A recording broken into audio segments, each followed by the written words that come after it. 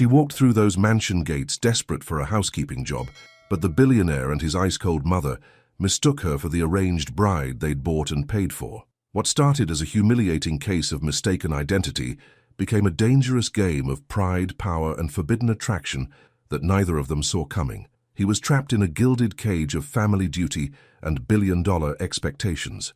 She was just trying to survive with her dignity intact. But when their worlds collided in that grand hall, everything they thought they knew about love, loyalty, and freedom was about to shatter. 1 week, one deal, one kiss that changed everything and set off a war with a mother who would burn it all down rather than lose control. Subscribe and comment below if you've ever had to choose between safety and the chance at something real, because this story is about to get messier than a soap opera finale. The iron gate stood taller than Aaliyah had imagined.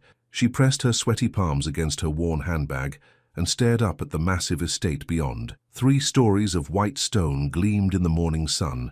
Perfectly trimmed hedges lined a driveway that seemed to stretch on forever. Somewhere behind those walls was the job interview that could change everything. She took a breath. Her younger brother Samuel needed new textbooks. Their landlord had raised the rent again. This housekeeping position could mean steady pay, maybe even benefits. The agency had said the family was looking for someone reliable, someone honest. "I can do this." She pressed the buzzer. "Yes?" A woman's voice crackled through the speaker. "Hi, I'm Aaliyah Brooks. I have an appointment this morning about the housekeeping position." Silence, then a gasp. "She's here! Oh my goodness, she's actually here!" The gates swung open before Aaliyah could respond. She walked up the long driveway, her simple black flats clicking against the smooth pavement. Her navy dress, the nicest one she owned, suddenly felt shabby compared to the grandeur surrounding her.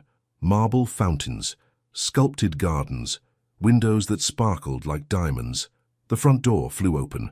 A woman in a grey uniform rushed out, her face bright with excitement. "Welcome, welcome! We've been expecting you." She grabbed Aaliyah's hand and pulled her inside. "You're even more beautiful than your picture." "My picture?" Aaliyah's stomach tightened. "I don't think I sent—" "Come, come. There's no time to waste. The family is gathering in the grand hall." The woman practically dragged her through an enormous foyer with a chandelier the size of Aaliyah's entire bedroom. "Wait, please." Aaliyah tried to slow down. "I think there's been some confusion. I'm here about the housekeeping job. The agency said—" "The bride has arrived," the woman announced loudly, pushing open 2 massive wooden doors. Aaliyah froze. She stood at the entrance to a hall that looked like something from a movie. Tall windows flooded the space with golden light. Oil paintings lined the walls, and directly ahead, standing beside a marble fireplace, was the most striking man she'd ever seen. He was tall, easily over 6 feet, with dark hair swept back from a sharp, handsome face. His suit probably cost more than she made in 6 months. He turned toward her, his grey eyes cool and assessing. "So you came after all." His voice was deep, edged with something between surprise and skepticism. Aaliyah's mouth went dry. "I'm sorry. I think there's been a mistake." He walked toward her with slow, measured steps. Everything about him radiated power and control. "A mistake? My mother assured me you'd accepted the arrangement. Though I admit I didn't believe it until this moment." "Arrangement?" The word barely made it past her lips. "Don't be coy." He stopped a few feet away, studying her face. "You know exactly why you're here. The question is whether you're truly committed to seeing this through, or if you'll run at the first sign of difficulty." Aaliyah's heart hammered. This was wrong, all of it. "Sir, I need to explain. I came here for a job interview. Housekeeping. The employment agency." "Housekeeping?" Something flickered in his eyes. "Amusement? Is that what we're calling it now?" "Ethan." An older woman appeared from a side door, her silver hair pulled into an elegant twist. She wore a cream-colored suit that screamed old money. Her smile was wide but somehow cold. "Don't tease the poor girl, she's probably nervous." She crossed the room and took Aaliyah's hands. Her grip was firm, almost possessive. "Welcome, my dear. I'm Margaret Verrier, Ethan's mother. We're so pleased you arrived early, it shows excellent character. Mrs. Verrier, I think. Call me Margaret. After all, we're going to be family." She squeezed Aaliyah's hands. "I must say, the photographs didn't do you justice. Such lovely features. And that dress is charming." The way she said charming made Aaliyah's cheeks burn. "Come," Margaret continued, linking her arm through Aaliyah's. "Let's get you settled. We have so much to discuss before the ceremony." Ceremony? Aaliyah tried to pull back, but Margaret's grip was surprisingly strong. Please, you don't understand. My name is Aaliyah Brooks. I'm here because an agency sent me for a housekeeping position. Margaret laughed, a light tinkling sound that held no real warmth. Oh, you are nervous, aren't you? Ethan, dear, do try to make her feel welcome. I know this arrangement is unconventional, but we're all adults here. Ethan watched the exchange with crossed arms. She claims she's here for a housekeeping job. Well, of course she does. Margaret patted Aaliyah's arm. Pride. I admire that. But there's no need for pretense here, dear. Your family and ours have an agreement. You're here to marry my son. It's all been arranged. The room tilted. Marry? The contract was signed weeks ago, Margaret said matter-of-factly. Your family was quite eager, if I recall. And who could blame them? Ethan is quite the catch. My family? Aaliyah pulled free, stumbling back a step. I don't have any contract. I've never heard of any arrangement. I think you're expecting someone else. Someone who's supposed to marry. She looked at Ethan, her voice trailing off. He stared back at her, his expression unreadable. For a long moment, nobody spoke. Then Margaret clapped her hands once. Well, this is awkward, but not insurmountable. Clearly there's been some miscommunication. Perhaps we should all sit down and sort this out properly. I should go. Aaliyah turned toward the door. I'm sorry for wasting your time. This is obviously not... Wait! Ethan's voice stopped her. Just wait. She turned back slowly. He looked at his mother. Did you verify her identity? Margaret waved a hand dismissively. The agency sent her credentials. Everything checked out. Unless... Her eyes narrowed. Unless you're trying to back out of the agreement. Is that what this is? No. Aaliyah's voice came out too loud. I mean, yes, no. I'm not trying to back out because I was never part of any agreement. I'm a housekeeper, or I'm trying to be. I need this job. How convenient, Margaret said coolly. A girl shows up at exactly the right time, claims ignorance, and suddenly she's just looking for employment. Forgive me, dear, but it all seems a bit calculated. I'm not calculating anything. Heat rose in Aaliyah's chest. I got a call from an employment agency yesterday. They said a family needed household help. They gave me this address and a time. That's all I know. Ethan moved closer. Up close, she could see flecks of blue in his grey eyes. What agency? Premier Staffing Solutions. He pulled out his phone, typed something, then showed her the screen. This agency? Aaliyah looked at the website. Yes, that's it. Interesting. He pocketed the phone. My mother used the same agency to arrange the bride. Premier Staffing Solutions specializes in discreet arrangements. The pieces clicked together in Aaliyah's mind. The agency, the coincidence, the confusion. Someone mixed up the appointments, she whispered. Or, Margaret said sharply, someone is playing games. I'm not playing anything. Aaliyah's frustration boiled over. Look at me. Do I look like someone who belongs in a place like this? I can barely afford groceries half the time. I'm here because I need work, not because I want to marry some billionaire I've never met. The words hung in the air. Margaret's face hardened. Ethan's expression didn't change, but something shifted behind his eyes. Well, Margaret said icily, at least we know where we stand. Ethan, I'll call the agency and sort this out. In the meantime, perhaps Miss Brooks should wait in the kitchen, since she's so eager for housekeeping work. The dismissal stung. Aaliyah's hands balled into fists. Fine. Just point me in the right direction. Marie will show you. Margaret snapped her fingers, and the woman who'd first greeted Aaliyah appeared. Take her to the kitchen. Have her help with lunch preparation. We'll settle the matter of her employment once I've made some calls. Marie nodded and gestured for Aaliyah to follow. As they left the grand hall, Aaliyah couldn't resist one last glance back. Ethan stood by the fireplace, watching her go. Their eyes met for a brief second. Then he turned away. The kitchen was huge. Industrial appliances, marble countertops, a staff of 4 people chopping, stirring, and arranging food on silver platters. Don't mind Mrs. Verrier, Marie whispered as they entered. She's protective of Ethan. Always has been. I really don't belong here. Aaliyah's voice shook. This whole thing is a nightmare. Maybe, Marie handed her an apron. But you're here now. Might as well make the best of it. Can you dice vegetables? For the next 2 hours, Aaliyah lost herself in the simple rhythm of kitchen work, chopping carrots, peeling potatoes, washing lettuce. The other staff members introduced themselves.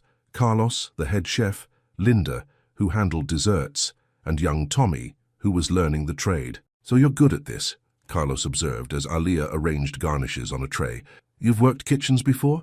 My mom was a cook. Aaliyah smiled at the memory. She taught me when I was little. Before? Cancer, 3 years ago. Carlos's expression softened. I'm sorry. Thank you. Aaliyah focused on the food, talking about her mother still hurt. And your father? Never knew him. It's just me and my little brother now. Samuel. He's 22 in community college. Smart kid. Wants to be an engineer. That's wonderful. It is. If we can afford to keep him in school. She hadn't meant to say that last part out loud. Carlos studied her thoughtfully. The Verriers pay well. If you do get hired here, you'd have steady income, benefits too. If, Aaliyah wiped her hands on her apron. After that scene upstairs, I'm not holding my breath. Lunch is ready, Linda announced. Who's taking it up? I'll do it, Marie said. Aaliyah, come help me carry. They loaded 2 carts with covered dishes and wheeled them toward the dining room. Aaliyah's stomach churned with each step. She didn't want to face Margaret, or Ethan, again. The dining room was smaller than the grand hall, but no less impressive. A long mahogany table sat beneath another crystal chandelier. Ethan sat at the head of the table, reading something on his tablet. He looked up when they entered. Where's my mother? On the phone in her office, sir, Marie said. She said to serve you and she'd join shortly. Fine. Marie began setting out dishes. Aaliyah hung back, hoping to slip out unnoticed. You're Aaliyah, correct? Ethan's voice stopped her. Yes. Come here. Her feet moved before her brain could protest. She approached the table slowly, acutely aware of her apron, her simple clothes, the way she didn't fit into this world. Sit. Sir? Sit down. He gestured to the chair beside him. I want to talk to you. Marie gave her an encouraging nod and left with the empty cart. Aaliyah sat stiffly on the edge of the chair. I can explain. Tell me about your brother. The question threw her. What? Your brother? Samuel. You mentioned him to the kitchen staff. You were listening. The house has excellent acoustics. A ghost of a smile touched his lips. And yes, I was curious. So tell me about him. Why do you care? Humor me. Aaliyah hesitated. But something in his tone, less cold now, more genuinely curious, made her answer. Samuel's a good kid. Lost our mom same as me, but he didn't let it break him. He works part-time at a hardware store and goes to school full-time. He wants to build things. Bridges, buildings. He says engineering is about solving problems, making the world better. Noble. He is. Pride warmed her chest. He's better than me, stronger. I doubt that. She looked at him sharply. You don't know me. No. But I know panic when I see it. And earlier in the grand hall you weren't panicking, you were angry. There's a difference. He poured wine into a glass but didn't drink. Most people would have run. You stood your ground. I needed the job. Maybe. Or maybe you're just proud. The word landed like a stone. Is pride a bad thing? That depends. He finally met her eyes directly. Are you truly here by mistake? Or is my mother right and this is all some elaborate game? Heat flooded her face. I told you the truth. I'm nobody. I live in a 1-bedroom apartment with my brother. I work 2 part-time jobs that barely cover rent. The agency called me about a housekeeping position. That's it, that's my whole story. I'm sorry it's not more interesting. Actually, he said quietly, it's the most interesting thing I've heard in months. Before she could respond, Margaret swept into the room. She'd changed into a different suit, this one navy blue, and her expression was thunderous. I spoke with the agency. She sat down across from Ethan. There was indeed a mix-up. The real bride, Grace Collins, is arriving tomorrow. She was delayed due to travel issues. Aaliyah's relief was immediate. So I can go? Not quite. Margaret's smile was tight. It seems the agency also sent your information for a housekeeping position, one that apparently my assistant accidentally approved. So I'm hired. That remains to be seen. We'll need to conduct a proper interview. But given the confusion today, I think it's best we postpone until next week. Disappointment crashed through Aaliyah. Another week without steady income. Another week of scrambling. However, Margaret continued, since you're already here, and since lunch is served, you might as well join us. Consider it a preliminary assessment. I don't think she'll stay. Ethan's voice cut through Aaliyah's protest. Won't you, Miss Brooks? It wasn't really a question. Aaliyah looked from him to Margaret, then down at her apron-covered lap. Every instinct screamed at her to leave, to run from this place with its cold elegance and confusing expectations. But Samuel's face flashed in her mind. His textbooks, their rent. Okay, she heard herself say, I'll stay. The meal was torture. Alia picked at food she couldn't taste while Margaret asked pointed questions disguised as polite conversation. Where did you grow up, dear? South Side Chicago. How colorful. And your education? High school diploma, some community college, but I couldn't finish. I see, and your family background? Each question felt like a test she was failing, but she answered honestly, refusing to pretend to be something she wasn't. Ethan ate in silence, occasionally glancing her way but offering no help. Finally, Margaret set down her fork.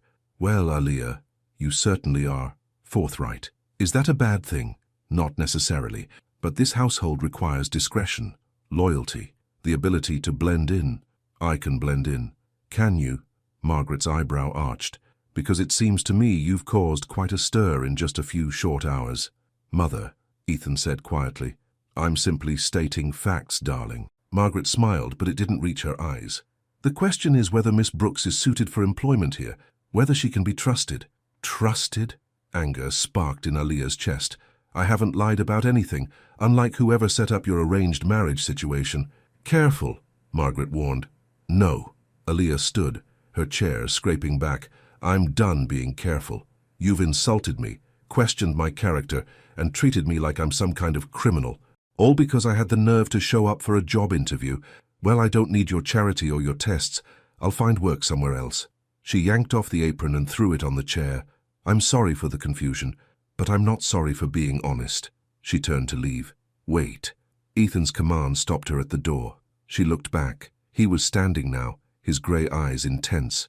You want the job? What? The housekeeping position. You want it? Her pride warred with her need. Yes. Then prove you're not a liar. He moved toward her with slow, deliberate steps. Stay, not for lunch, not for an interview. Stay for the week.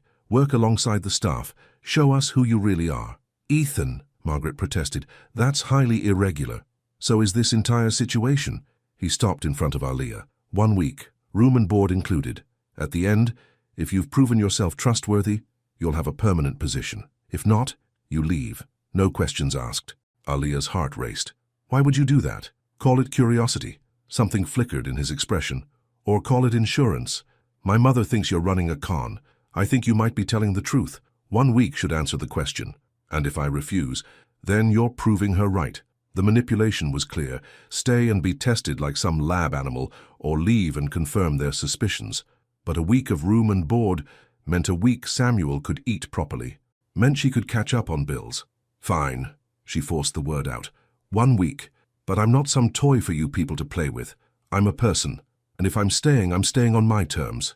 Which are, I work, I earn my keep, no special treatment, no games. And at the end of the week, if I've done what you asked, I get the job, no more tests. Ethan extended his hand. Deal. She stared at his outstretched palm. Smooth skin, manicured nails. The hand of someone who'd never scrubbed a floor or worried about making rent. But a deal was a deal. She shook his hand. His grip was firm, warm, and sent an unexpected tingle up her arm. Deal, she whispered. Margaret sighed dramatically. Well, this should be interesting. That evening, Alia stood in a guest room that was bigger than her entire apartment. A 4-poster bed dominated the space. A private bathroom gleamed with marble and gold fixtures. Windows overlooked the gardens. It was beautiful, it was wrong. She pulled out her phone and called Samuel. Hey sis, how'd the interview go? It's complicated. Complicated how? She explained everything. The mistaken identity, the arranged marriage, the week-long trial. Samuel was quiet for a long moment. This sounds crazy, Liar. I know. These people think you're trying to marry a billionaire. The mother does, I think. The son seems, I don't know, curious maybe. And you're staying there alone? I'll be working with the staff. It's safe. How do you know? I don't, but I know we need the money. If I can get through this week, I'll have steady work, real benefits. We could actually start saving, Sam. Maybe even get you back into classes full-time. She heard him exhale. I don't like it. I don't either. But I can handle it. You always say that, even when you can't. Samuel, I'm coming to check on you. No, don't. That'll make things weird. Things are already weird. Some rich guy has my sister trapped in his mansion. I'm not trapped. I can leave any time. But you won't, because you're stubborn. His voice softened. Just be careful, okay? These rich people, they're not like us. They don't play by the same rules. I know. And if anything feels wrong, you call me. I don't care if it's 3 in the morning. You call. I will. I promise. After they hung up, Aaliyah sat on the edge of the massive bed. Her reflection stared back from a gilded mirror across the room. She looked small, out of place. What am I doing here? A knock on the door made her jump. Come in. Marie entered with an armful of clothes. Mrs. Verrier thought you might need these. For work tomorrow. She laid out several uniforms, grey dresses with white aprons. Simple but well made. Thank you. Marie lingered. Can I ask you something? Sure. Why did you really come here today? Aaliyah met her eyes. Honestly, because I'm desperate. My brother and I are barely making it. When the agency called about a job here, it felt like a miracle. I didn't know about the arranged marriage or any of this craziness. I just wanted to work. Marie nodded slowly. I believe you. Does it matter? Mrs. Verrier doesn't. Mrs. Verrier doesn't trust anyone. But Mr. Ethan, he's different. If he gave you a chance, there's a reason. She moved toward the door, then paused. Word of advice, don't try to be someone you're not. He can spot fake from a mile away. Just be yourself, that's what he's testing. Himself? His judgment. His mother has been pushing this arranged marriage for months. He agreed only to keep the peace. But I think he's been looking for a way out. Marie smiled. Maybe you're it. I'm nobody's way out, Aaliyah said firmly. I'm just trying to survive. Sometimes that's enough. After Marie left, Aaliyah changed into pajamas, worn cotton pants and an old t-shirt from Samuel's high school. She climbed into the enormous bed, expecting to feel small and uncomfortable, but the mattress was soft. The sheets smelled like lavender, and despite everything, the confusion, the awkwardness, the strange tension with Ethan, she felt something she hadn't felt in a long time. Hope. Maybe this week would work out. Maybe she'd prove herself and get the job. Maybe for once something good would happen. She closed her eyes. Tomorrow she'd face whatever came with her head high and her pride intact. Tomorrow she'd show them exactly who Aaliyah Brooks was. Nobody's fool, nobody's prize, just a girl trying to make her way in a world that was never built for people like her, but a girl who refused to give up. She fell asleep with that thought wrapped around her like armor. Morning came too early. Aaliyah woke to sunlight streaming through curtains she'd forgotten to close. For a moment she didn't remember where she was. Then it all came rushing back. The mansion, the mistaken identity, the deal with Ethan. 1 week. I can do this for 1 week. She dressed in one of the grey uniforms Marie had brought. It fit better than she expected, though the fabric felt stiff and formal. She braided her hair back tight, scrubbed her face clean, and stared at herself in the mirror. You're not here to impress anyone, she told her reflection. You're here to work. The kitchen was already bustling when she arrived. Carlos stood at the stove, flipping eggs with practiced ease. Linda pulled fresh bread from the oven. Tommy was setting up breakfast trays. Morning, Carlos called out. Sleep well? Better than expected. Good, because we've got a full day ahead. Mrs. Verrier is hosting a luncheon for her garden club, 20 guests, and Mr. Ethan has requested breakfast in the library. What do you need me to do? Carlos gestured to a cutting board. Start with fruit. Strawberries, melon, grapes. Make it look pretty. Mrs. Verrier judges everything by presentation. Aaliyah got to work. Her hands moved automatically, cutting, arranging, creating patterns with the fruit. It reminded her of helping her mother in their tiny kitchen years ago. Your mum taught you well, Linda observed, watching over her shoulder. That's restaurant quality. Thanks. You ever think about cooking professionally? Thought about a lot of things. Never had the time or money to pursue them. Linda squeezed her shoulder. Well, if you stick around here, maybe you'll get that chance. Mrs. Verrier pays for staff training sometimes if she likes you. Big if. Bigger than you think. Linda lowered her voice. She fired the last 3 housekeepers. One lasted 2 weeks. The others didn't make it past the first day. Aaliyah's stomach tightened. Why? She's particular, likes things done a certain way, and she doesn't suffer fools or mistakes. Great. No pressure. Just don't take it personally when she criticizes. It's not about you. It's about control. Linda moved back to her station. With Mr. Ethan's father gone, she runs this house like a general runs an army. Everything has to be perfect. When did his father die? 2 years ago. Heart attack. Mr. Ethan took over the business. But Mrs. Verrier still controls the household, and she's been pushing this arranged marriage ever since. Says the family needs stability, proper connections. Sounds more like she needs control. Exactly. Linda glanced toward the door, then whispered, Between you and me, I hope you do get hired. This place could use someone real. Someone who doesn't bow and scrape to her every whim. Before Aaliyah could respond, Marie rushed in. Breakfast tray for Mr. Ethan is ready. Who's taking it up? I can do it, Aaliyah offered. Carlos and Linda exchanged glances. You sure? Carlos asked. The library is Mr. Ethan's private space. He doesn't usually like to be disturbed. I need to learn the house anyway. Might as well start. Marie loaded a silver tray with coffee, eggs, toast, and the fruit Aaliyah had prepared. Third floor, east wing, large oak doors. You can't miss it. Aaliyah carried the tray carefully through the mansion's maze of hallways. Her footsteps echoed on marble floors. Paintings of stern-faced ancestors watched her pass. Everything screamed old money, old rules, old expectations. The library doors were exactly where Marie said they'd be. Aaliyah balanced the tray on one hip and knocked. Come in. She pushed through the doors and stopped. The room was stunning. Floor-to-ceiling bookshelves lined 3 walls. A massive desk sat beneath a window overlooking the gardens. Leather chairs clustered around a fireplace. And everywhere, absolutely everywhere, were books. Ethan sat at the desk, papers spread before him. He'd rolled up his shirt sleeves and his dark hair was slightly mussed, as if he'd been running his hands through it. He looked younger somehow, less intimidating. Breakfast, sir. Aaliyah set the tray on a side table. You don't have to call me sir. What should I call you? Ethan works fine. He glanced at the tray, then at her. You're up early. Work starts early. Most people would have slept in, taken advantage of the comfortable bed. I'm not most people. A smile tugged at his lips. No, you're not. She should have left then, should have gone back to the kitchen, but something made her linger. Maybe it was the books. Maybe it was the way morning light softened the room's edges. Did you read all these? The question slipped out before she could stop it. Most of them. My father loved books. Built this collection over 30 years. What was he like? Ethan's expression shifted. Surprise, then something deeper. Sadness, maybe. Why do you ask? Sorry, that was too personal. No, it's just, no one asks about him anymore. They ask about the business he left behind, or the money, or the property, but not him. He stood and moved to the nearest shelf, running his fingers along the spines. He was kind, brilliant. He believed in building things that mattered, not just for profit, but for purpose.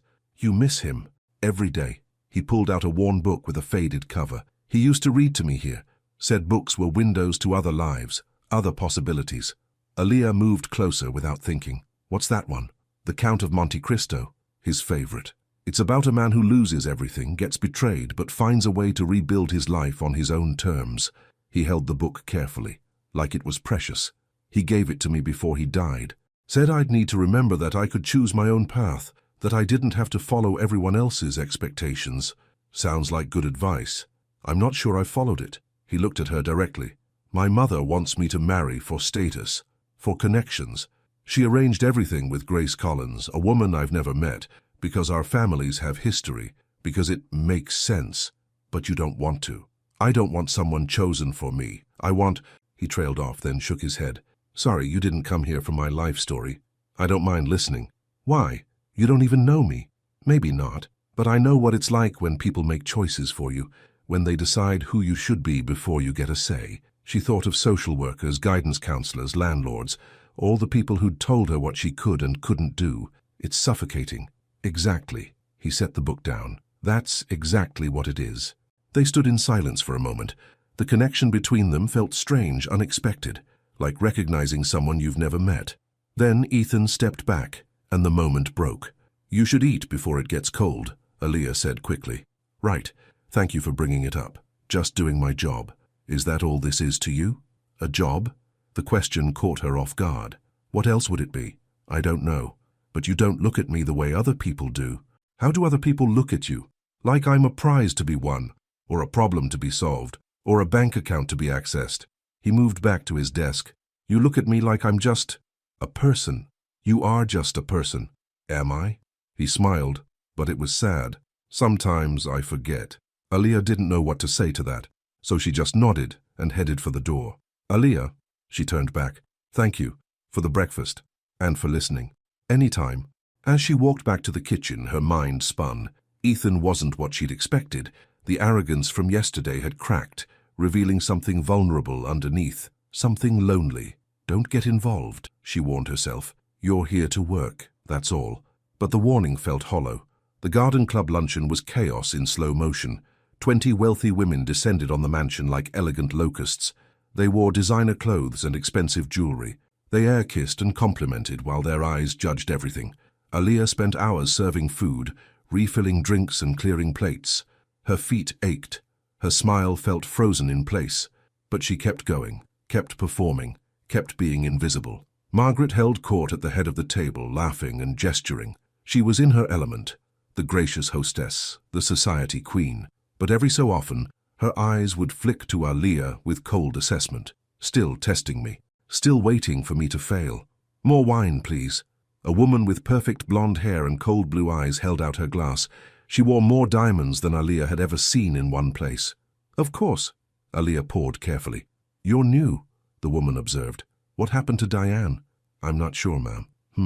Well, you're certainly different from the usual staff." The way she said different made Aaliyah's skin prickle. She knew that tone, had heard it her whole life. "I do my best," she said evenly. "I'm sure you do, dear." The woman's smile didn't reach her eyes.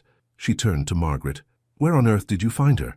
"A staffing agency," Margaret replied smoothly. "She's on trial this week." "Trial? How fitting." The blonde woman laughed. "Well, let's hope she works out better than the last girl." "What was her name?" "Maria." "Marie. And she's still here," Aaliyah said, before she could stop herself. Silence rippled across the table. 20 pairs of eyes turned to her. "Excuse me?" The blonde woman's voice could have cut glass. "Marie. She's been working here for 5 years. She's wonderful." Aaliyah's heart hammered, but she kept her voice steady. "I just thought you'd want to know her name." Margaret's expression was unreadable. The other women whispered to each other. Then Margaret laughed, a light, tinkling sound. "How refreshing." "Yes, Marie has been with us for quite some time. We're very lucky to have her." The tension eased. Conversation resumed. But Aaliyah caught Margaret's eye, and the message was clear. That was a warning. Don't push your luck.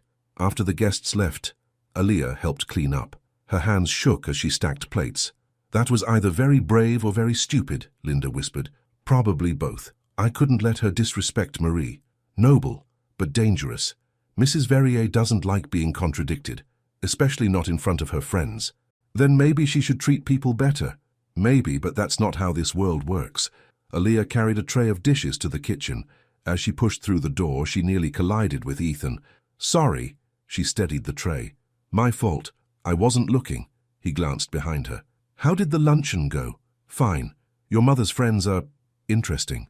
"That's diplomatic." He took the tray from her hands. "Let me help." "You don't have to." "I want to." They worked side by side at the sink. Ethan washed while Aaliyah dried. It should have been awkward, a billionaire doing dishes with a would-be housekeeper, but somehow it felt natural. "I heard what you did," he said quietly, standing up for Marie. "Who told you?" "Tommy. He was impressed, said most people wouldn't have the guts." "I just told the truth." "The truth isn't always welcome here."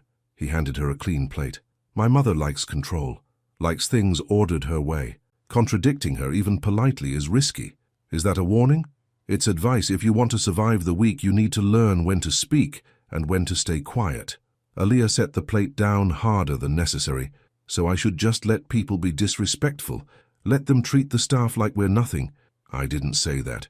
"Then what are you saying?" He turned off the water and faced her fully. "I'm saying this world has rules, unspoken ones. And if you break too many of them, you'll get crushed. Better crushed than complicit." Something flashed in his eyes. Surprise? Admiration? "You really believe that?" "I have to, because I don't have the luxury of pretending. I can't put on a fake smile and play nice with people who look down on me. I can't afford to lose myself just to fit in, even if it costs you the job." "Even then," she met his gaze steadily. "I came here desperate. I needed this job so badly I could taste it. But not at the cost of my dignity, not at the cost of becoming someone I'm not." For a long moment they just looked at each other. The kitchen sounds faded.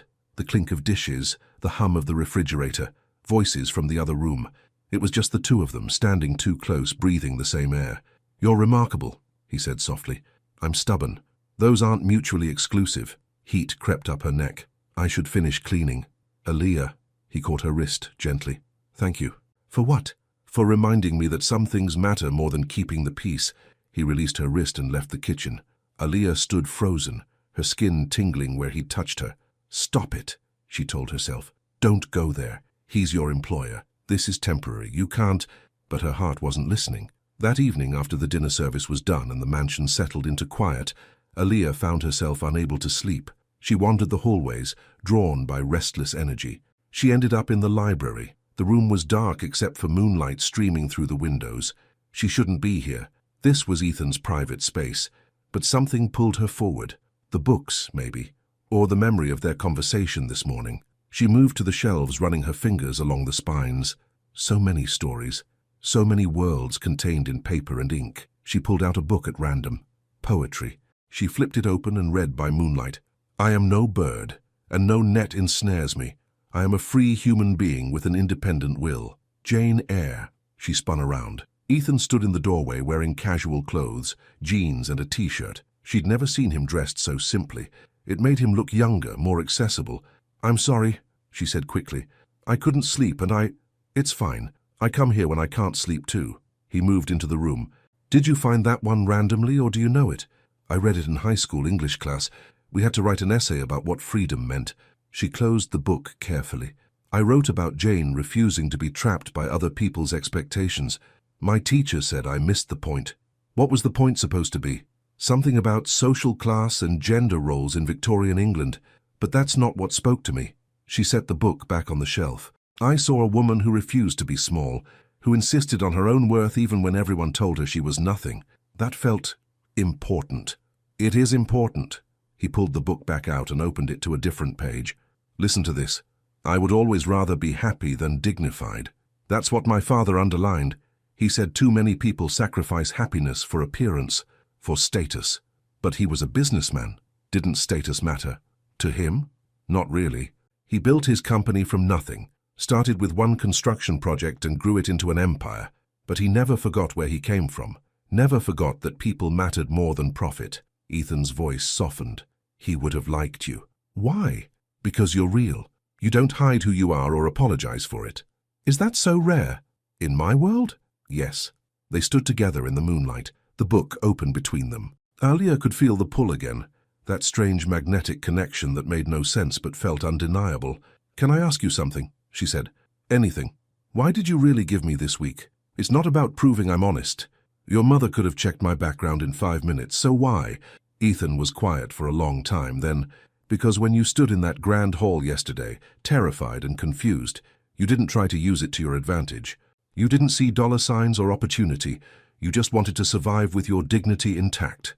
He closed the book. And because my father taught me to recognize real people when I meet them, you're real, Aaliyah. That's rare enough to be worth protecting.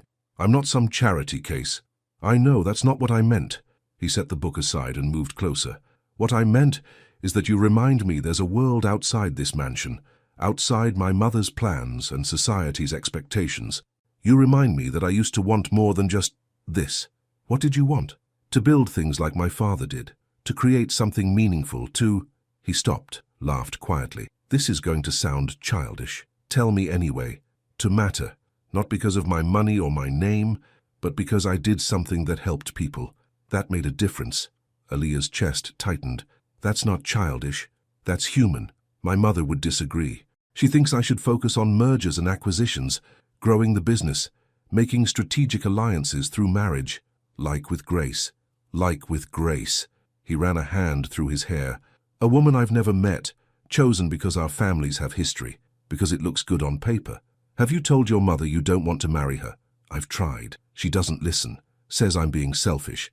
That family duty comes first. His jaw tightened. The wedding is supposed to be in 6 months. Everything's already planned. The venue, the guest list, even the damn flowers. So stop it. It's not that simple. Why not? You're a grown man. Just say no.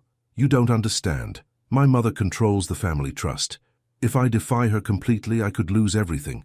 The business, the house, the legacy my father built. She'd do it too. She's that stubborn. Aaliyah thought about Samuel, about the choices she'd made to keep him safe and fed. Then you have to decide what matters more, your father's legacy or your own life. I don't want to choose. Sometimes we don't get that option. He looked at her then, really looked at her, and she saw something in his eyes that made her breath catch, something desperate and hopeful and scared all at once. What would you do, he asked, if you were me? I'd fight. Even if I lost everything, I'd fight for my right to choose. She moved closer without thinking. Because losing your money, your status, your comfort, that's hard. But losing yourself, that's impossible to come back from. You make it sound so simple. It's not simple. It's terrifying. But it's necessary. They were inches apart now. She could feel the heat of him, smell his cologne, something subtle and expensive. His eyes dropped to her lips, and her pulse skyrocketed. This is a bad idea, her brain screamed. He's not for you. This isn't real. But it felt real. He leaned closer. She didn't move away. His lips brushed hers, soft, questioning. She responded before she could think, kissing him back with weeks of loneliness and years of longing compressed into one moment. The kiss deepened. His hands found her waist. Her fingers tangled in his hair. The world narrowed to just this, the taste of him, the feel of him, the impossible rightness of it. Then footsteps echoed in the hallway. They broke apart, both breathing hard. Ethan stepped back just as the door opened and Margaret appeared. "Ethan, I heard voices." She stopped, taking in the scene. Her eyes narrowed. "Miss Brooks, what are you doing here?" "I couldn't sleep. I was just looking at the books. In my son's private library, in the middle of the night. How convenient." "Mother," Ethan warned. "No, it's fine." Aaliyah forced her voice to stay steady, even as her heart hammered. "I was just leaving." She moved toward the door, but Margaret blocked her path. "Let me make something very clear," Margaret said coldly. "I don't know what game you're playing, but it won't work. My son is engaged to be married. You're here on trial as a housekeeper, nothing more. If you think you can use your assets and to manipulate him, you're mistaken." Fire flooded Aaliyah's veins. "I'm not manipulating anyone, and I'm not using anything. Your son and I were just talking, in the dark, alone. Don't insult my intelligence." "Mother, that's enough." Ethan's voice was hard. "Aaliyah was looking at books, that's all. Stop making accusations. I'm protecting you, from yourself apparently." Margaret turned to Aaliyah. "Pack your things. You're leaving first thing in the morning." "No." Ethan moved between them. "She's staying. We had a deal. 1 week. That hasn't changed." "It absolutely has changed. I won't have some opportunistic—" "Don't." The word cracked like a whip. "Don't finish that sentence." Mother and son stared at each other. The tension was thick enough to choke on. Finally, Margaret stepped back. "Fine. 1 week. But you stay away from my son outside of your duties. Understood?" Aaliyah's pride screamed at her to refuse, to tell this cold, controlling woman exactly where she could shove her rules. But Samuel's face flashed in her mind, their tiny apartment, the bills piling up. "Understood," she forced out. "Good. Now get out of here. Both of you should be ashamed of yourselves." Aaliyah left without looking at Ethan. She couldn't. If she looked at him now, she'd either cry or explode, and she refused to give Margaret the satisfaction of either. She made it to her room before the tears came. Morning came with a knock on the door.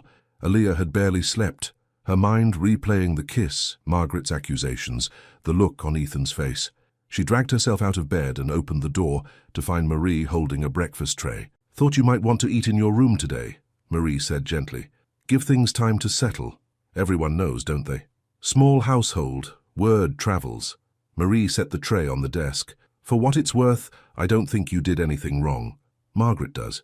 Mrs. Verrier sees threats everywhere, especially when it comes to Mr. Ethan." Marie moved toward the door, then paused. "He cancelled the arranged marriage." Aaliyah's heart stopped. "What?" "This morning. Called Grace Collins himself. Told her the wedding was off. Mrs. Verrier is furious." "Because of last night?" "Maybe. Or maybe you just gave him the push he needed." Marie smiled slightly. "Either way, things are about to get interesting around here." After Marie left, Aaliyah forced herself to eat. Her stomach churned, but she needed the energy. Whatever was coming, she'd face it on her feet. She dressed in her uniform and braided her hair with shaking hands. In the mirror, she looked pale, tired, scared. "You can do this, just get through today." The kitchen was subdued when she arrived. Carlos and Linda exchanged worried glances. Tommy looked at her with something like awe. "Morning," she said, trying for normal. "Morning." Carlos handed her a cup of coffee. "You okay?" "I've been better.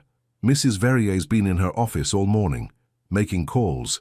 She's not happy." "I figured." "Mr. Ethan's locked himself in the library." Linda wiped down a counter unnecessarily. "He had Marie bring up files about his father's will, legal documents, that kind of thing." Aaliyah's chest tightened. "Is he in trouble?" "Don't know. But when Mrs. Verrier gets like this, nothing good follows." The morning dragged. Aaliyah threw herself into work, scrubbing floors, polishing silver, organizing storage rooms, anything to keep her hands busy and her mind quiet. But she couldn't stop thinking about the kiss, the way Ethan had looked at her, the feel of his hands on her waist. Stupid, so stupid. Around noon, Tommy burst into the supply closet where Aaliyah was counting linens. "You need to come. Now." "What's wrong?" "Just come." She followed him to the grand hall.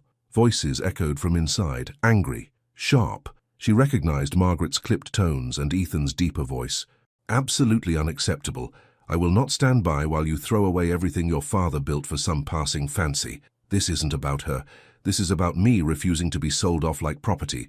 You're being childish, selfish. Grace Collins is a perfectly suitable match. Her family has connections, breeding, class. I don't love her.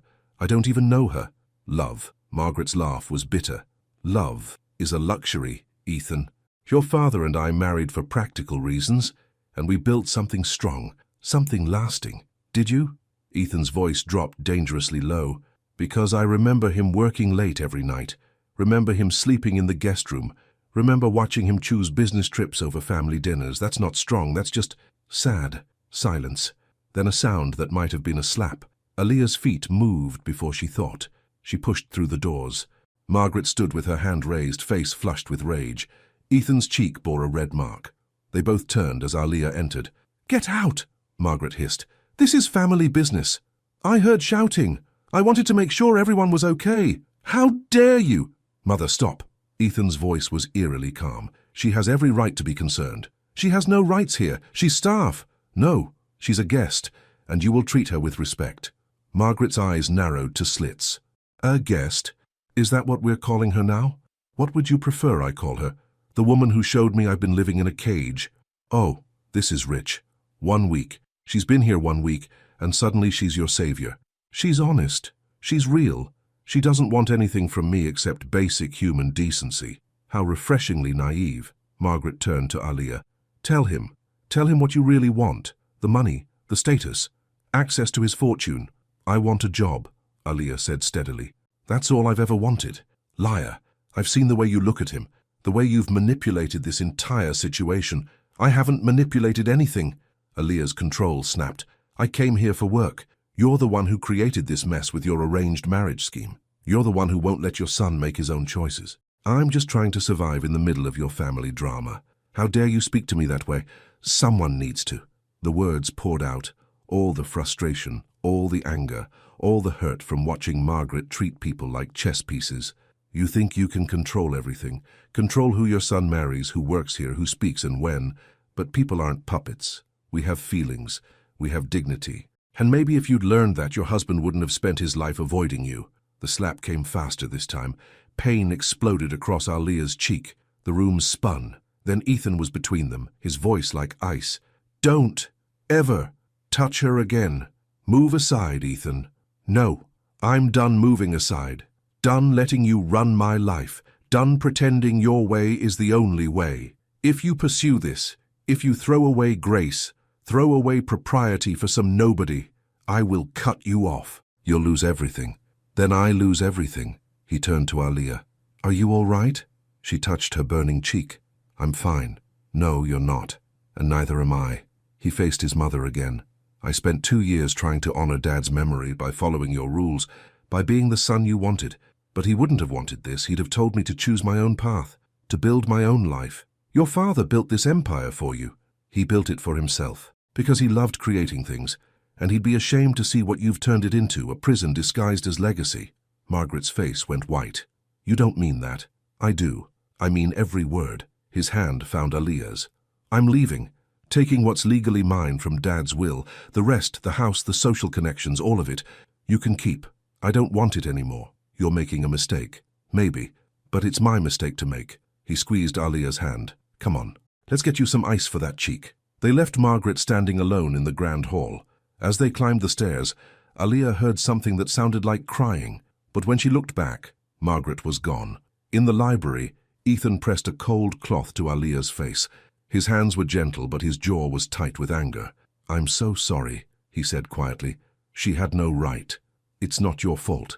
It is. I brought you into this mess.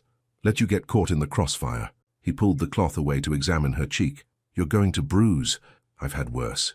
His eyes met hers. That doesn't make it okay. They sat together on the leather couch. Outside, clouds gathered, a storm rolling in. The room darkened. You really meant it? Aaliyah asked. About leaving? Yes. But this is your home, your legacy. This is my mother's home. My father's legacy is in the work itself, the buildings he created, the people he helped. Not in this mansion or its rules. He set the cloth aside. I've been thinking about it since last night. Since you asked me what matters more, the legacy or my life. The answer's my life. Has to be. What will you do? My father left me a trust. Can't be touched by anyone. Not even my mother. It's enough to start fresh. Buy a small place, maybe start my own construction firm. Something smaller, more personal. That sounds good. It sounds terrifying. He smiled, but it was shaky. I've never lived on my own. Never made my own decisions without considering what my mother would think. I don't even know if I can do this. You can. Aaliyah touched his hand. You're stronger than you think. Am I? Because right now, I feel like I'm about to jump off a cliff with no idea if I can fly. Then I guess it's a good thing you don't need to fly. You just need to land on your feet. He laughed, a real laugh this time. When did you get so wise? I'm not wise. I'm just used to falling. You learn to roll with it. Thunder rumbled outside. Rain began pattering against the windows. They sat in comfortable silence, watching the storm. What about you? Ethan asked finally. What will you do? I don't know. I guess the trial week is over, right? Your mom's not going to hire me now. You don't need her to hire you. What do you mean? He shifted to face her fully. Come with me. Her heart stopped. What? When I leave, come with me. Not as a housekeeper, as yourself. As someone I want around. Someone who makes me feel like I can actually breathe. Ethan, that's crazy? I know. We barely know each other. This is all happening too fast. But when I think about starting over, building something new, I can't imagine doing it without you there. Aaliyah's mind raced. This was insane. Leaving with him would mean abandoning the job opportunity, risking everything on a man she'd known less than a week. But it would also mean possibility, freedom, a chance at something more than just surviving. I can't, she whispered. The light in his eyes dimmed. I understand. No, you don't. I want to. God, I want to so badly it scares me. But I have Samuel. I have responsibilities. I can't just run off because of some... She struggled for the right word. Connection? He supplied. Is that what this is? I think so. I think it might be more than that. He took her hands. Look, I'm not asking you to marry me or make some huge commitment. I'm asking you to take a chance. Come stay in the guest house on the property I'm buying. No strings, just be there. Help me figure out what the hell I'm doing. And maybe, if this thing between us is real, we'll figure that out too. And if it's not real, then you'll have a place to stay and time to find another job. I'll make sure you're taken care of either way. I don't need you to take care of me. I know. That's one of the things I He caught himself. Like about you. The almost said word hung between them. Love too soon, too much, but also maybe not impossible. I need to think, Aaliyah said. Take all the time you need. I'm not leaving for a few days. Need to handle legal paperwork. Pack up my father's books. He squeezed her hands. Just promise me you'll really consider it. Don't let fear make the decision for you. Okay, I promise. Another crack of thunder. The storm intensified, rain lashing the windows. But inside the library, wrapped in leather and books and possibility, Aaliyah felt oddly safe, like maybe, just maybe, she'd found something worth the risk.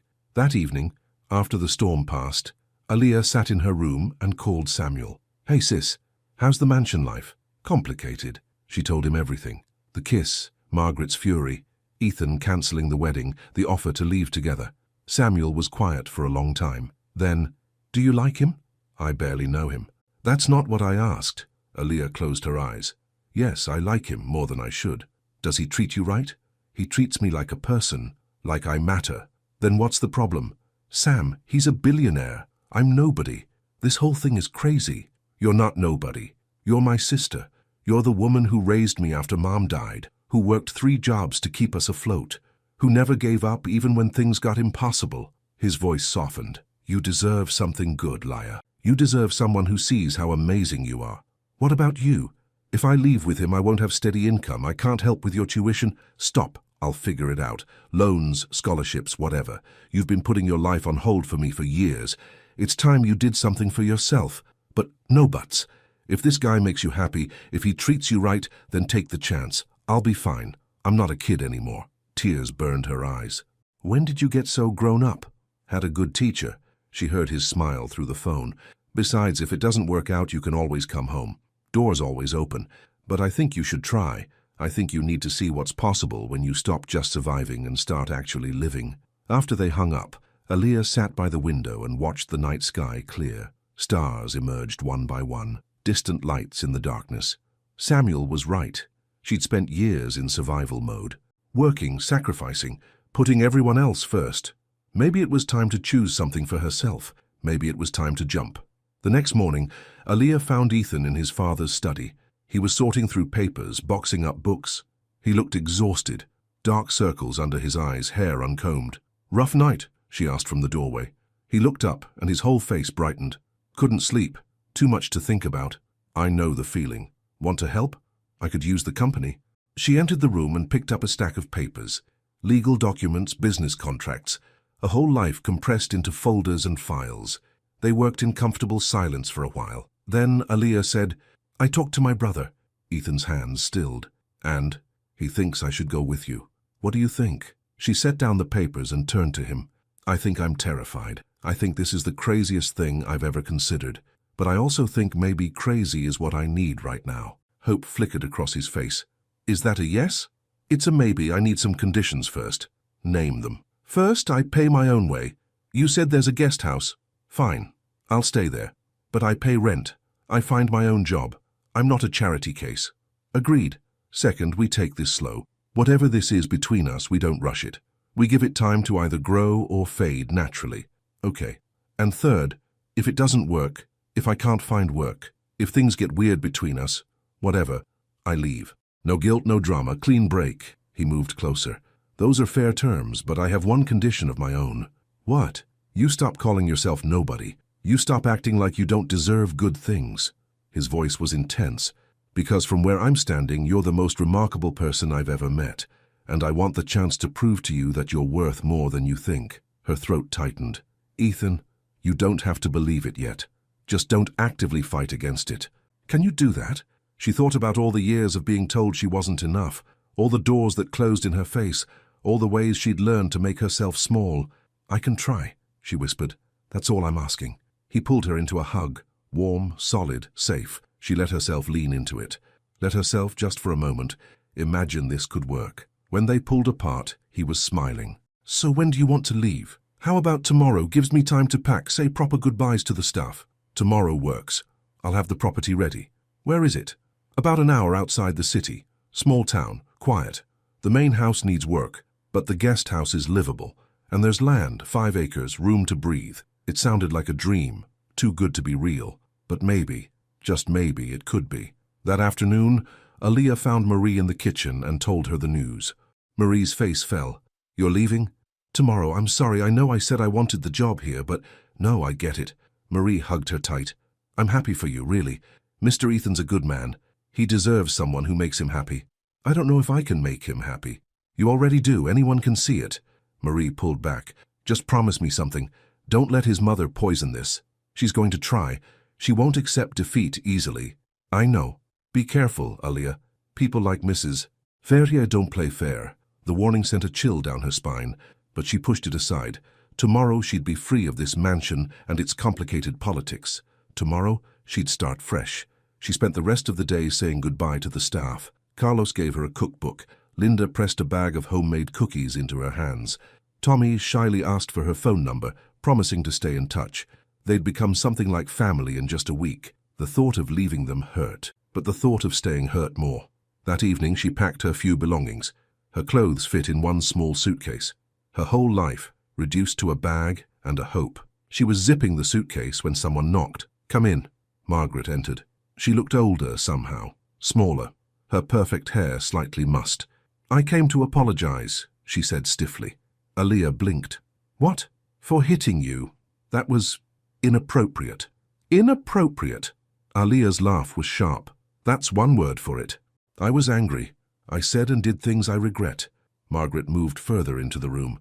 "But I stand by my concern. You're taking my son away." "I'm not taking him anywhere. He's choosing to leave." Because of you. Because of you, Aaliyah countered. Because you tried to control every aspect of his life. I'm just the excuse he needed. Margaret flinched. For a moment, she looked almost vulnerable, almost human. His father would have liked you, she said quietly. Ethan said the same thing. My husband was a good man, too good for me probably. He saw the best in people. She sat on the edge of the bed uninvited. We didn't marry for love. It was an arrangement, like I tried to do for Ethan. But over time we built something. Respect, if not passion. That sounds lonely. It was. But it was stable, safe. I thought I could give Ethan the same. A good match, a secure future. Her hands twisted together. I didn't realize I was stealing his chance at more. Aaliyah studied her. This wasn't an act. Margaret was actually hurting. It's not too late, Aaliyah said carefully, to have a relationship with your son. A real one. He'll never forgive me. Maybe not right away. But if you stop trying to control him, if you let him live his own life and eventually, maybe. Margaret looked at her with red-rimmed eyes. Do you love him? The question hung in the air. Aaliyah wanted to deny it, to say it was too soon, too complicated, but she couldn't lie. I think I could, she admitted. If we have time, if we get the chance. Then take care of him, please. Margaret's voice cracked. He's all I have left of his father, and despite everything, I do love him. Then tell him that, not me. Margaret nodded and stood. At the door, she paused. For what it's worth, I understand now why he chose you. You're nothing like me, and that's probably exactly what he needs. She left without waiting for a response. Aaliyah sat on the bed, heart pounding. That conversation had been unexpected, almost hopeful. Maybe Margaret could change. Maybe, with time and distance, they could all find peace.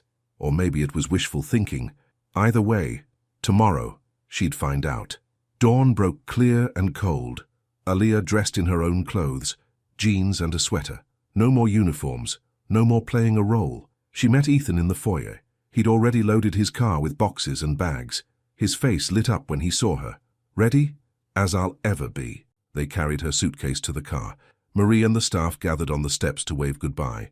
Even Margaret appeared standing apart from the others, watching silently. Ethan opened the passenger door for Aaliyah. Last chance to change your mind. I'm not changing my mind. Good. He closed her door and walked around to the driver's side. As they pulled away, Aaliyah looked back at the mansion. It gleamed in the morning light. Beautiful, imposing, cold, like a cage disguised as a palace. She turned forward toward the open road ahead, toward possibility, toward whatever came next. Ethan reached over and took her hand. Nervous? Terrified. Me too. Good. At least we're terrified together. He laughed, and the sound filled the car with warmth. They drove in comfortable silence, watching the city give way to suburbs, then countryside. Trees lined the road. Fields stretched green and gold. The world felt bigger suddenly, full of space and light. Thank you, Ethan said after a while. For what? For taking a chance on me. On this. I know it's asking a lot. You're taking just as big a chance. Maybe. But I feel like I got the better end of the deal. She squeezed his hand. Ask me again in a month. See if you still feel that way. I will. And I'll probably say the same thing. They crested a hill, and there it was. A small house with white siding and a red door. Behind it, a larger house that clearly needed work. And surrounding everything, open land dotted with trees. Ethan pulled into the driveway and killed the engine. Home, he said simply. Aaliyah got out and breathed deep. Fresh air, birdsong, peace. It wasn't much, but it was honest, real. And for the first time in longer than she could remember, she felt like maybe, just maybe, she was exactly where she was supposed to be. Ethan came around and slipped his arm around her waist. Together, they looked at their new beginning. Think we can make this work? He asked. I think we can try. That's good enough for me. They walked toward the guest house, toward uncertainty, toward hope. And behind them, the gates of the mansion closed with a distant clang, shutting away the old life, making room for the new. The guest house was small but charming. One bedroom, a cozy living room with a fireplace, and a kitchen with windows that overlooked the land. Sunlight streamed through everywhere, making the space feel warm and alive. Aaliyah set her suitcase down and turned slowly, taking it all in. What do you think? Ethan asked from the doorway. It's perfect. The furniture came with the property. Previous owners left it when they moved. I can replace anything you don't like. Don't you dare. This is exactly right. She ran her hand along the back of a faded couch. It feels lived in, real. Unlike the mansion. Unlike the mansion, she agreed. He smiled. I'll let you get settled. The main house is just up the path if you need anything, and I stocked the fridge this morning. Basics, but enough to get you through a few days. Thank you. Oh, and there's this. He pulled an envelope from his pocket. First month's rent, since you insist on paying your way. She opened it and gasped. This is too much. That's market rate for a furnished guest house with utilities. Ethan, non-negotiable. You wanted to pay rent, this is the rent. His expression was gentle but firm. Let me do this one thing, please. She tucked the envelope away. Fine, but I'm finding a job this week. I know you will. He moved toward the door, then paused. Dinner tonight? Nothing fancy. Just us figuring out how to cook in a kitchen that isn't run by a professional chef. Sounds perfect. After he left, Aaliyah explored her new space. The bedroom had a large window overlooking trees. The bathroom was simple but clean. Everything felt manageable, human-sized. She unpacked slowly, putting her few clothes in the dresser, setting her mother's photo on the nightstand, making the space hers. Then she called Samuel. I'm here, she said when he answered. How is it? Scary. Exciting. Different. She moved to the window. I can see trees, Sam. Actual trees. And there's no traffic noise. Just birds and wind. Sounds nice. It is, but also weird. I keep waiting for something to go wrong. Maybe nothing will. Maybe. She didn't quite believe it. How are you? Good. Got my schedule for next semester. Full load. And I picked up another shift at the store. You sure you can handle that? I'm sure. Stop worrying about me. Worry about yourself for once. His voice softened. I'm proud of you, Laya. Mom would be too. Tears pricked her eyes. Thanks, Sam. Call me if you need anything. Even just to talk. I will. Love you. Love you too. After hanging up, Aaliyah made herself explore the town. It was small. One main street with a diner, a grocery store, a hardware shop, and a few other businesses. People nodded as she passed. Friendly, but not intrusive. She stopped at the diner and ordered coffee. The waitress, a woman in her 50s with kind eyes and grey hair, brought it over with a smile. You're new in town. That obvious? Small place. We noticed new faces. She held out her hand. I'm Donna. I own this place. Aaliyah. She shook Donna's hand. Just moved into the guest house at the old Henderson property. Oh, you're with that nice young man who bought the place. Ethan? Sort of. I'm renting from him. Well, welcome. If you need anything, recommendations, directions, gossip, I'm your woman. Donna winked. And if you're looking for work, my morning waitress just quit. Hours are 6 to 2, 5 days a week. Interested? Aaliyah's heart leaped. Seriously? Dead serious. You seem responsible, and I'm desperate. What do you say? When can I start? Tomorrow morning I'll train you myself. They shook on it. Just like that, Aaliyah had a job. Nothing fancy, nothing permanent, but honest work with honest pay. She practically floated back to the guest house. That evening she walked up to the main house. It was bigger than the guest house, but still modest by mansion standards. 2 stories, wide porch, paint peeling in places. Ethan opened the door before she could knock. He'd changed into jeans and a t-shirt, and his hair was damp like he'd just showered. Hey, come in. Fair warning, the place is a disaster. He wasn't kidding. Boxes everywhere, drop cloths covering furniture, tools scattered across the floor. I'm renovating, he explained, or trying to. Turns out I'm better at managing construction projects than actually doing the construction. What are you working on? Kitchen first, then bathrooms. The bones of the house are good, but everything else needs updating. He led her through the chaos to a partially demolished kitchen. I'm thinking open concept. Modern appliances, but keeping the original wood floors and beams. Make it feel new, but honor what was here before. Sounds like a good metaphor. For? Your life, keeping the good parts, updating the rest. He smiled. I like that. Come on. I set up a card table in the living room. It's the only clear space. They ate pasta with store-bought sauce. Simple, imperfect, delicious. Ethan told her about his plans for the property. Maybe a workshop in the barn. Definitely a garden. He wanted to build things with his hands, create something tangible. What about the business? Aaliyah asked. Your father's company? I'm transitioning out. Hired a management team to run day-to-day operations. I'll stay on the board, provide guidance, but I'm not drowning in it anymore. He twirled pasta on his fork. My father built that company because he loved the work. I was doing it out of obligation. That's no way to live. What will you do instead? I'm thinking small-scale development, affordable housing, community projects, things that actually help people instead of just making money. His eyes lit up. There's a need for it out here. Families who can't afford big city prices but want decent places to live. I could build those places. That sounds amazing. It's probably naive, maybe impossible, but I want to try. It's not naive, it's hopeful. She reached across the table. And hope's not a bad thing. His hand covered hers. When did you become so wise? I keep telling you I'm not wise, I'm just remarkable, he finished. Yeah, I know. You keep denying it. I'll keep saying it until you believe me. After dinner, they washed dishes together. The domestic simplicity of it felt strange and wonderful. No staff, no formality, just two people figuring things out. I got a job, Aaliyah said, drying a plate. Already, that was fast. Waitressing at the diner in town, morning shift starts tomorrow. That's great, how do you feel? Relieved, nervous, ready. She set the plate down. I need this. Need to prove I can make it on my own. You will, I have no doubt. They moved to the porch and sat on the steps, watching the sun set over the trees. The sky turned orange, then pink, then deep purple. Can I ask you something? Aaliyah said. Anything. Do you regret it? Leaving the mansion?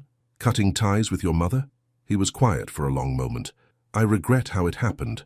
I regret the pain I caused her. But leaving? No. That was necessary. He picked at the wood of the step. My father once told me that the hardest choices are usually the right ones, because they force you to be honest about what you actually want versus what you think you should want. That's a hard lesson. Yeah, but a good one. He looked at her. What about you? Any regrets? About coming here? No. About how I handled things with your mother? Maybe I could have been more patient.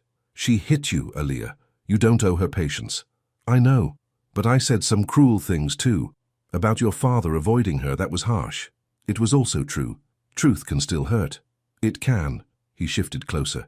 But sometimes the hurt is necessary. Sometimes it's the only way people wake up and change. They sat in comfortable silence as darkness settled. Crickets sang. Somewhere in the distance, an owl hooted. I should get back, Aaliyah said eventually. Early shift tomorrow. I'll walk you. It's like 50 yards. I'll walk you anyway. They strolled down the path to the guest house, their hands brushing occasionally. At her door, they stopped. Thank you, she said. For dinner, for everything. Thank you for being here, for taking this leap with me. He leaned in slowly, giving her time to pull away. She didn't. Their lips met softly, gently. Nothing desperate or rushed, just sweet and real and full of possibility. When they broke apart, both were smiling. Good night, Aaliyah. Good night, Ethan. She watched him walk back to the main house, then went inside. Her home, small, but hers. She fell asleep quickly, peacefully, dreaming of mornings at the diner, and evenings on the porch and all the ordinary beautiful moments still to come.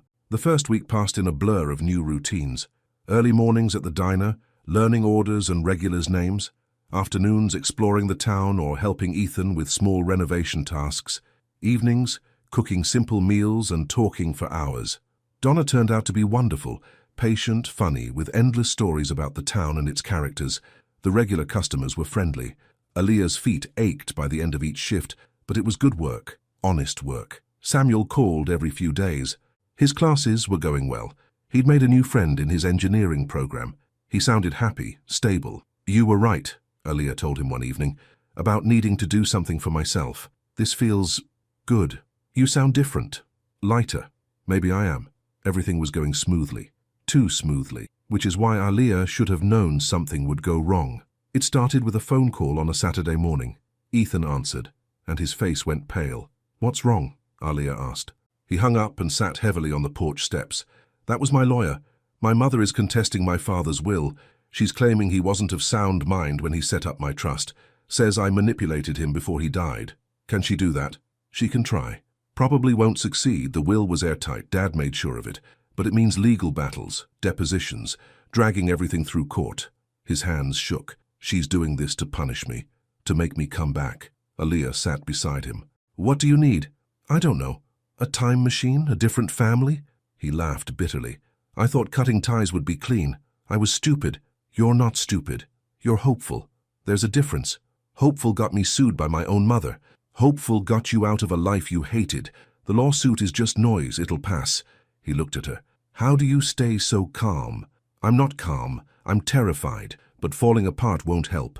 She took his hand. So we deal with it, one step at a time. Together. Together, he repeated quietly. Over the next few days, more complications emerged. Margaret had frozen some of Ethan's accounts, claiming they were joint assets. She'd told people in their old social circle that Aaliyah was a con artist who'd seduced her son for money. The rumors spread fast. Aaliyah heard them at the diner. Whispers, pointed looks. Donna shut them down when she could, but the damage was done. Small town, Donna said apologetically. Gossip travels fast. I'm used to people talking about me. Doesn't make it right, but it did make things harder. Some customers stopped coming when Aaliyah was working. Others asked invasive questions disguised as concern. Through it all, Ethan grew quieter, more withdrawn. The light that had been building in him dimmed. One evening, Aaliyah found him in the barn, sitting on the floor surrounded by his father's books. "Hey," she said softly, "you okay? I'm ruining your life." "What? You came here for a fresh start. Instead, you got dragged into my family drama. People are treating you like a criminal because of me." He looked up and his eyes were red. "You should go. Back to the city. Back to Samuel. Away from this mess." Aaliyah's heart clenched. "Is that what you want? I want you to be happy. And I don't think you can be happy here. Not with everything that's happening." She sat down beside him. "Let me tell you something about happiness. It's not about having a perfect life with no problems. It's about finding people worth fighting through the problems with." She picked up one of his father's books. "Your dad knew that. He built a business through recessions and setbacks. He didn't quit when things got hard. But and you inherited that strength. You're just scared right now. That's okay. I'm scared too. But I'm not leaving." "Aaliyah, no, listen to me. I've spent my whole life running from hard things. From confrontation, from risk, from anything that might hurt. And you know what? I ended up alone and exhausted, and barely surviving." She turned to face him fully. "I don't want to survive anymore. I want to live, and living means staying even when it's hard, especially when it's hard." "Why?" His voice cracked. "Why would you do that for me?" "Because I love you." The words hung in the air. She hadn't planned to say them, hadn't even admitted them to herself fully. But there they were, true and terrifying and undeniable. Ethan stared at her. "You love me?" "Yes, I love you. And I know it's too soon. And I know we're still figuring this out. But it's true. So I'm staying. You're stuck with me." He pulled her into a fierce hug. "I love you too," he whispered against her hair. "I've been trying not to say it, trying not to move too fast. But I love you. So much it scares me." They held each other in the dusty barn, surrounded by books and cobwebs and the ghosts of better days. And somehow, in that moment, everything felt possible again. The lawsuit dragged on for weeks. Depositions, paperwork, lawyers' fees that made Aaliyah's stomach turn, even though Ethan assured her it was manageable. Margaret showed no signs of backing down. She hired investigators to dig into Aaliyah's past. They found nothing criminal because there was nothing to find, but they twisted everything. Made her mother's death from cancer sound suspicious. Made Samuel's college attendance look like a scam. It was exhausting, infuriating, but it also brought Aaliyah and Ethan closer.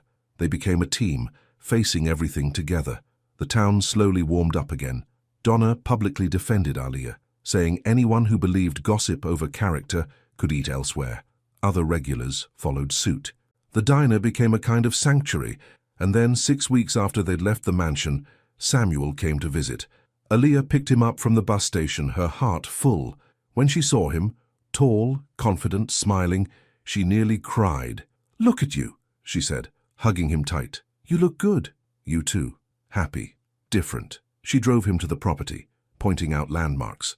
The diner where she worked, the hardware store that always smelled like sawdust, the small library that stayed open late on Thursdays. "It's quiet," Samuel observed. "Yeah, took some getting used to." At the guest house, she showed him around. He nodded approvingly at the small space. "This is nice, Laya, really nice." "Thanks. It's home." That evening they had dinner at the main house, all three of them. Ethan cooked badly, and they laughed at his attempts at gourmet food that turned into expensive versions of cafeteria meals. Samuel and Ethan talked about engineering and construction, about building codes and sustainable materials. Aaliyah watched them bond, her chest warm with contentment. After dinner, Samuel pulled Aaliyah aside. "He's good for you," Samuel said. "Yeah? Yeah. You smile more. You seem solid, like you've found your footing." "I have. It's scary and uncertain, but it's mine. That's all that matters." He hugged her. I'm proud of you. I'm proud of you too. Look at us being all grown up and functional. Mom would be amazed. She really would. That night, Samuel slept on the couch in the guest house. Aaliyah lay in bed, listening to his soft snoring through the wall, and felt a peace she hadn't known in years. Her brother was safe. She had work she enjoyed. She had a man who loved her. Things weren't perfect. The lawsuit still loomed. Margaret's anger still poisoned everything it touched. Money was tight, and the future was uncertain. But for the first time in her life, Aaliyah wasn't just surviving. She was building something real. The breakthrough came 2 months after they'd left the mansion. Ethan's lawyer called with news. Margaret had dropped the lawsuit. No explanation. She'd just filed paperwork withdrawing all claims. What does this mean? Aaliyah asked. Ethan stared at his phone in disbelief. It means it's over. The accounts will be unfrozen. The trust is secure. We're free. But why? Why would she give up? I don't know. Maybe her lawyers told her she'd lose. Maybe she got tired of fighting. He set the phone down. Or maybe she finally realized she was pushing me away permanently. They sat in stunned silence. Then Aaliyah's phone rang. Unknown number. Hello? Miss Brooks? This is Margaret Verrier. Aaliyah's blood turned to ice. Mrs. Verrier. Ethan's head snapped up. I'm calling to apologize, Margaret continued. For the lawsuit, for the investigators, for everything. I let my anger control me, and that was wrong. Why are you telling me this? Because you deserve to hear it, and because I want to see my son, not at the mansion, somewhere neutral. I want to try to repair what I've broken. Her voice shook. If he'll let me. Aaliyah looked at Ethan. He was watching her with intense focus. I'll ask him, she said carefully. But Mrs. Verrier, if you hurt him again, if you try to control him or manipulate him, I won't be as forgiving next time. I understand. Thank you, Miss Brooks. After hanging up, Aaliyah relayed the conversation. Ethan listened without interrupting. What do you think? He asked when she finished. I think people can change, if they want to badly enough. The question is whether she wants to. And if she doesn't, if this is another manipulation, then we walk away, together. We've built something good here. She can't take that from us. He reached for her hand. Will you come with me? If I meet her? Of course. Whatever you need. They met Margaret at a coffee shop halfway between the town and the city. Neutral ground, public, safe. She looked older, smaller somehow. The perfect polish was still there, but underneath it, Aaliyah could see exhaustion. Thank you for coming, Margaret said as they sat down. You dropped the lawsuit, Ethan said without preamble. I did. It was vindictive and pointless. My lawyer said I'd lose, and I realized I'd already lost something more important. She folded her hands on the table. I lost you. So this is about winning me back? No, this is about admitting I was wrong. She looked at Aaliyah. You were right. About your father avoiding me. About me trying to control everything. I've spent 2 months thinking about what you said, about how I turned our home into a prison. Mrs. Verrier, please let me finish. She took a shaky breath. Your father loved me, in his way, but I never made it easy for him to show it. I was so focused on status, on appearance, on maintaining control, that I forgot to just live, to be happy. Tears welled in her eyes. I don't want to make the same mistake with you, Ethan. I don't want to lose you completely. Ethan's jaw was tight. What do you want from me? Nothing. I just want a chance to know you. The real you, not the son I tried to mold. And I want to apologize for how I treated Miss Brooks. Aaliyah, you were right about her. She's remarkable. Aaliyah's throat tightened. I can't promise to be perfect, Margaret continued. Old habits die hard, but I'm trying. I'm seeing a therapist, working on myself, and I'm hoping eventually you might let me be part of your life, not controlling it. Just present. The silence stretched. Ethan stared at the table, his expression unreadable. Finally he said, I need time. I can't just forgive and forget. I understand. But I'm willing to try. Slowly. On my terms. That's more than I deserve. Thank you. They talked for another hour. Carefully at first, then with growing ease. Margaret asked about the property, the renovation, Ethan's plans. She listened without judgment, without trying to redirect. When they left, Aaliyah felt cautiously hopeful. That went better than expected, she said in the car. Yeah, I'm still not sure I trust it. You don't have to trust it yet. Just see what happens. He squeezed her hand. What would I do without you? Luckily, you don't have to find out. Spring turned to summer. The renovation progressed slowly but steadily. Ethan hired local contractors and learned alongside them. The house began to take shape, warm, inviting, a true home. Aaliyah got promoted at the diner to shift manager. It came with a raise and more responsibility. She saved every extra dollar, building a cushion for emergencies. Samuel finished his semester with honors. He decided to transfer to a 4-year university in the fall. Aaliyah and Ethan promised to help with tuition. "You don't have to," Samuel protested. "We want to," Aaliyah insisted. "Your family, that's what family does."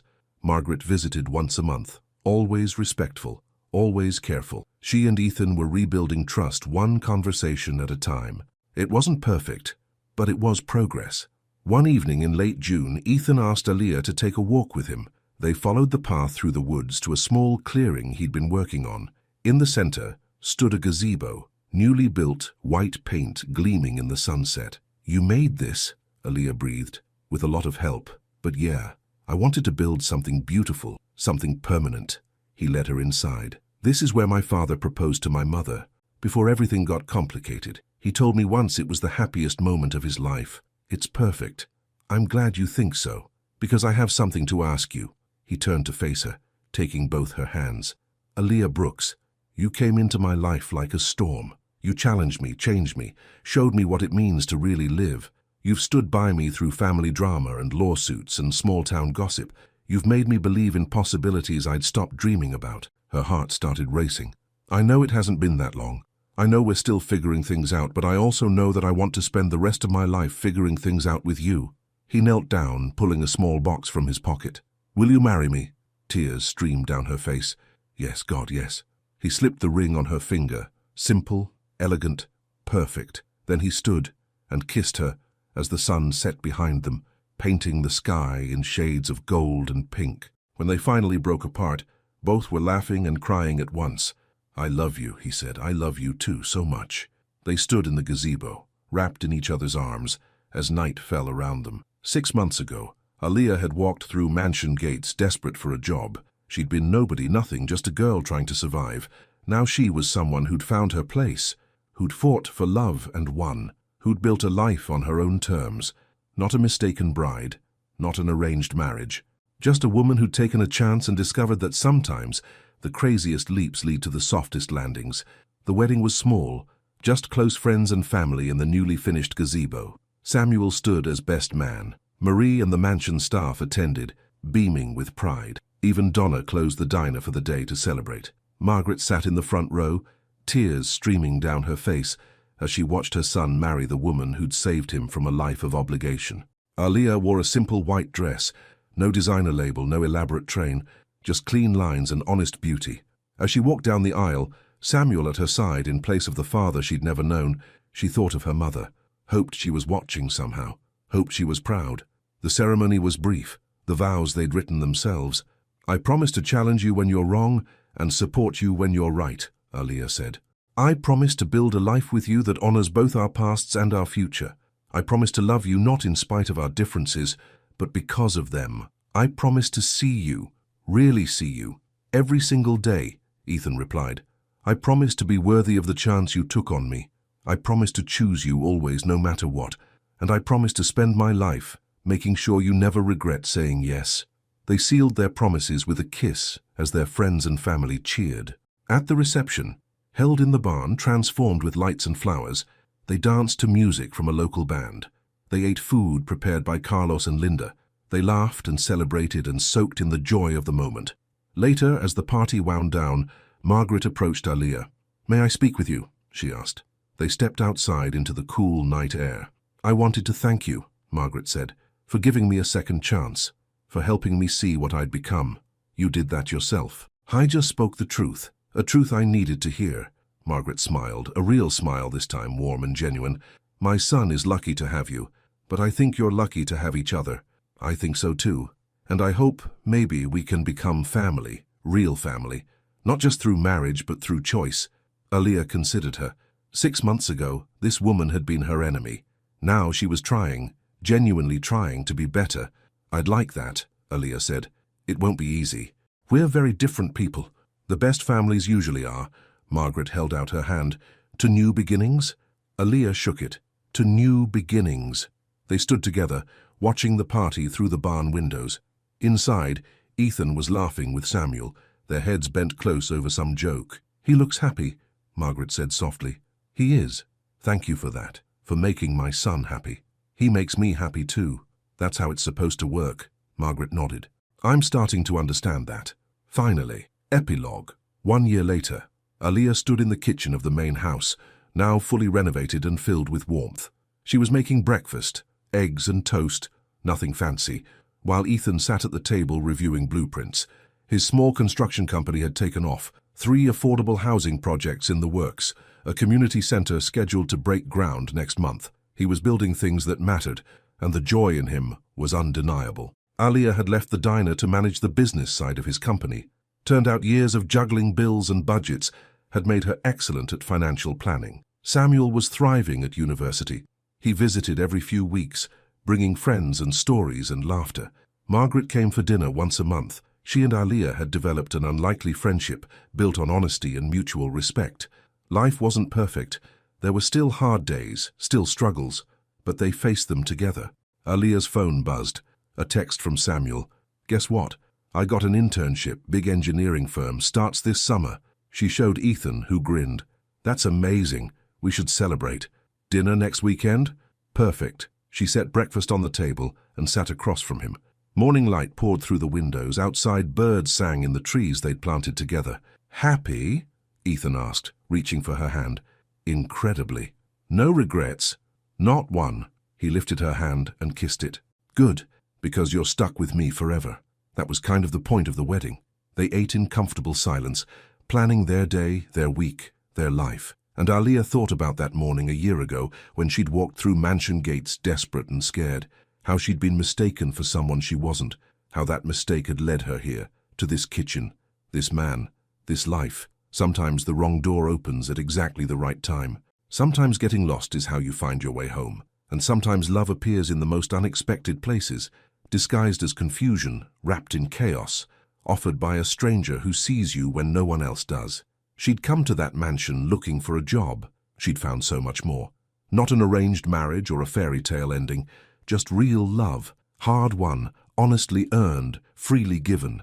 And in the end, that was worth more than any fortune.